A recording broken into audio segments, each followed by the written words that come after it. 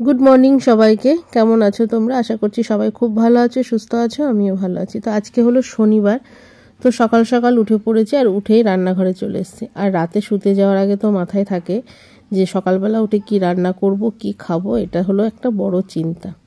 আর এই ছুটির দিন হলেও না সেই আমাকে সকাল সকাল উঠতেই লাগে। যতই ভাবে একটু দেরি করে উঠবো, আবার যে মাথার মধ্যে প্রচুর কাজের চিন্তা থাকে, তো সেই কারণে ছুটির দিন থাকলেও না সেই ভোর 5টাতে উঠেই আমাকে সমস্ত কাজ করতে লাগে। তো এদিকে তো বাইরের কাজটা করেই নিয়েছি। আজকে এতটা ঠান্ডা লাগছিল আর ক্যামেরা অন করতে ভালো লাগছিল না, সেই জন্য বাইরের উঠোনটা ঝাড় দিয়ে মানে বাসন কোসন মেজে চলে এসেছি রান্নাঘরে। আর আজকে না রান্না খুব একটা ইচ্ছা করছে না, তো আর এখানে তোমাদের দাদাভাইয়ের জন্য প্রোটিনটা গোলাচ্ছি আর কি। আর এখানে ডালটা ভিজিয়ে রাখলাম যে একটু ডালের বড়া করব। কোনো তরকারি রান্না করতে ইচ্ছা করছে না, খেতেও ভালো লাগছে না। আসলে কি মানুষের শরীর তো মাঝে মধ্যে তো একটু অসুবিধা হয়, রান্না করতে ইচ্ছা করে না, খেতে ইচ্ছা করে না, ভালো লাগে না। আর আমার ইদানিং বাঁ হাতটা ভীষণই যন্ত্রণা করছে, কারণ কিছুদিন ভালো ছিল আর হঠাৎ করে না এই 2-3 দিন হলো একটু কাঁচা ধোয়া করাতে আমার বাঁ হাতটা এত যন্ত্রণা যে আজকে আমি কোনো কিছুই করতে ভালো লাগছে না। তো যাই হোক, সকালবেলা উঠে যেটা করি আর কি রোজের, তোমার ব্রেকফাস্ট আজকে রুটি রয়েছে, মানে বাসি রুটি রয়েছে, সেটাই আমি খাবো। আর মেয়েকে একটু ম্যাগি করে দেবো। আর এদিকে তোমাদের দাদাভাই আর শাশুড়ি মাকে চা করে দিলাম, আমিও নিয়েছি চা। আর সকাল সকাল পাড়া দিয়ে না গুড় যাচ্ছিল, খেজুরের গুড়।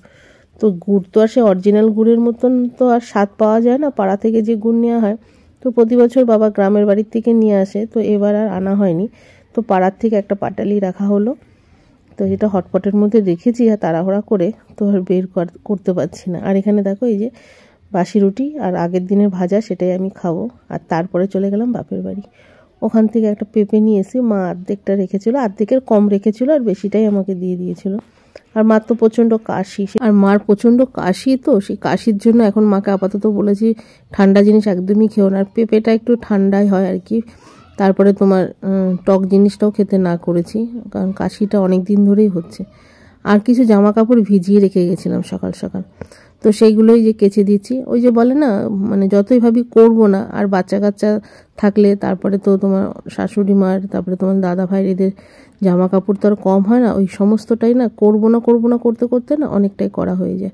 আর তারপরে দেখো এখানে কড়াইটাও মেজেছি। আর যে বসে মাজতে গিয়ে হাতটা এত যন্ত্রণা করছিল, তো তার সঙ্গে হাতটাও একটু নাড়িয়ে নিলাম। মানে বাঁ হাতটার অবস্থা তো খুবই খারাপ, আর ডান হাতটারও একই হয়েছে। আর তারপরে নিয়ে চলে গেলাম একদম উপরে জায়ের ছাদে আর কি। টেনে নিয়ে যাওয়াটা ওটাও একটা বড় কষ্টের ব্যাপার। শোনো, তোর মা কি ছাদটা দখল করে রেখেছে? নামার জন্য একটু জায়গা রেখেছে রে। আবার আবার পড়ে যা এবার তো কোনো সময়।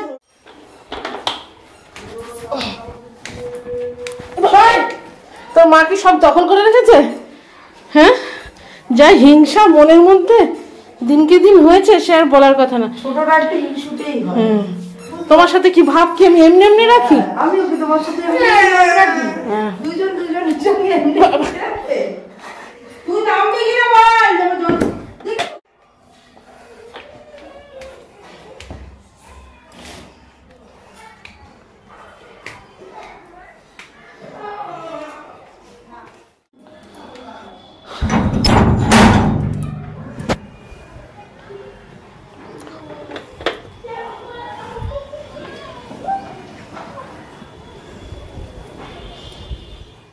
আর ছাদে এসে দেখি কি রোদ, প্রচণ্ড রোদ। তো আমি তো এই ছাদে রোদের লোভে না একটু সকাল সকাল ওই কাঁচা ধোয়াটা করি। তো এই যে মেলে রাখবো, 2বার আসবো, তো তোমার হলে একদম শুকিয়ে খড়খড়ে হয়ে যাবে। তো ও একের সময় বলে যে তোমার আসতে হবে না, আমি উল্টে পাল্টে দেবোক্ষণ। আর বেশিরভাগ সময় না ও তুলে নিয়ে ভাঁজ করে দিয়েই আসে। এই শ্বশুরবাড়িতে না একমাত্র এই একজনই আছে আর কি, যার সাথে দুটো মনের কথা বলা যায় আর কিছু শেয়ার করা যায় একটু শান্তিতে। মানে ওর কাছে এসে বসে গল্প করলে না একটু আর ভালোও লাগে, ওরও যেমন ভালো লাগে আমারও সেরকম ভালো লাগে। তা না হলে না মানে এখানে তো মানে মানে দম বন্ধ হয়ে আটকে যাওয়ার মতন অবস্থা। আর মানুষ কখনো একা একা থাকতে পারে নাকি? তাই আর একটু যদি সঙ্গী না থাকে, গল্প করার লোক যদি না থাকে, তাহলে তো কোনোভাবেই মানে মানুষ দম আটকে মরে যাবে। আর সব সময় তোর মা বাবা ভাই বোন এদের সব সময় তো তাদের কাছে যাওয়া যায় না। আর যেখানে থাকবো সেখানকার লোকেদের সাথে যদি সম্পর্ক যদি ভালোই না থাকে, তাহলে কি করে সেই জায়গাটায় টিকবো বলো? টেকা তো খুব মুশকিল। শুধু শ্বশুরবাড়িতে স্বামী ভালো থাকলে তো আর হয় না, তার পরিবেশে, তার আশেপাশে যেসব লোকগুলো থাকে তাদেরকেও একটু ভালো হতে হয়। শুধু আমি একা ভালো, কি বলবো যে আমি ভালো সেটা করলে তো আর হবে না। সবাইকে নিয়ে থাকতে আমি ভীষণই ভালোবাসি, আর থেকেওছি অনেকগুলো বছর একসঙ্গে থেকেছি, একটা যুগ একসঙ্গে থেকেছি। বললাম না, একটা লজেন্স আনলে যেরকম আমরা 3 বোন ভাগ করে খেতাম, সেরকম শ্বশুর বাপের বাড়ির থেকে যদি 1 পিস মাংসও আনতাম, সেটাও আমরা সবাই মিলে ভাগ করে খেয়েছি। তার প্রতিদান অবশ্য নিটফল 0। এত ভালো হয়ে কোনো লাভ নেই। বলেছি না যে এখন শুধু সবসময় আমি একটু নিজেরটাই ভাবি, এখন আর অন্যের কথা কিছু ভাবি না। নিজে ভালো থাকলে জগৎ ভালো। যাই হোক, এখানে দেখো আমার জায়ের সাথে এই যে ছাদে এসে যে কিছুক্ষণ বগর বগর করবো, ও আমার সাথে কিছুক্ষণ বকবক করে, আমিও ওর সাথে কিছুক্ষণ বকবক করি। একে অপরকে না দেখে তো থাকতেই পারি না। আর যেখানে থাকবো সেখানে যদি একটু কারোর সাথে সম্পর্ক ভালো না থাকে, তাহলে সেখানে টেকা বড় মুশকিল হয়ে যায়। আর অহংকার আর হিংসা, এই দুটো জিনিস যে কি সেটা আমি জানি না, জানতামও না। তবে আমি এখন দেখে দেখে না অনেকটা শিখে গেছি। সত্যি একটু মাঝে মধ্যে নিজেকে নিয়ে ভাবা উচিত, একটু হিংসুটে হওয়া উচিত, একটু স্বার্থপর হওয়া উচিত। আর অহংকার যে কিভাবে করে সেটা তো জানি না। আমার এই সংসারটা আমার কাছে স্বর্গ। তো যাই হোক, পুরনো কথা ভুলে যাওয়া ভালো, আর পুরনো কথা মনে করে কষ্ট পেয়ে কোনো লাভ নেই। তো নতুন বছর সামনে আসছে, তো সবাই যাতে ভালো থাকে, সবাই যাতে সুস্থ থাকে সেই কামনাই করি। আর সবাই যেন তার আপনজনদেরকে নিয়ে ভালোভাবে কাটাতে পারে নতুন বছরটা। আর যে আমার পরম শত্রু, তারও যেন ভালো হয়। তো যাই হোক বন্ধুরা, চলো, এখানে তোমার অনেকক্ষণ বকবক করলাম। আর এখানে যে ছোট ছোট যে কাপড়ের টুকরোগুলো দেখছো যে মেলছে, এগুলো হলো আমার গ্যাস মোছা। তারপরে আমি এই যে রান্না করতে গেলে না আমার একটা ভীষণ বাজে হ্যাবিট, বারবার করে হাত ধোয়া, আর হাত ধুয়েই নাইটিতে হাত মোছা। তো সেই সমস্ত ন্যাকড়াগুলো ছাদে মেলে দিলাম, একদম তাড়াতাড়ি শুকিয়ে যাবে। তো এই যে ছাদটা পেয়েছি, এটা যে কী উপকার সে বলার কথা না। তো যাই হোক, এখানে সমস্ত জামা কাপড় মেলে তারপরে নিচে যাব রান্না করতে। আর আজকে তো প্রচুর কাচাকাচি করেছি, সেই জন্য রান্নার পাটটা বললাম না যে সকাল থেকে ভালো লাগছে না, তো সেই জন্য আর অতটা রান্নার ঝামেলা নেই। আর এই যে সকালবেলা বাপের বাড়ি গেছিলাম, যে পেঁপেটা নিয়ে এসেছিলাম সেটাই এখন কাটলাম, শাশুড়ি মাকে দিয়েছি, আমি নিয়েছি। এখানে মেয়ে আর তোমার দাদাভাইয়ের জন্য রাখলাম, মেয়েকে বললাম খেয়ে নে। আর পেঁপেটা খুব মিষ্টি ছিল, একদম চিনির মতন মিষ্টি। আর শীতকালে কিন্তু অতটা মিষ্টি হয় না, কিন্তু প্রত্যেকটা পেঁপেই খুব ভালো ছিল। আর এবছর তো প্রচুর পেঁপে খেলাম। আর এই যে দেখো মিক্সিতে তোমার হলো ডালটাকে বেটে নিয়েছি। আর এই যে এবার পেঁয়াজ দিয়ে ভালো করে এটাকে মেখে নিয়ে একটু বড়া করব।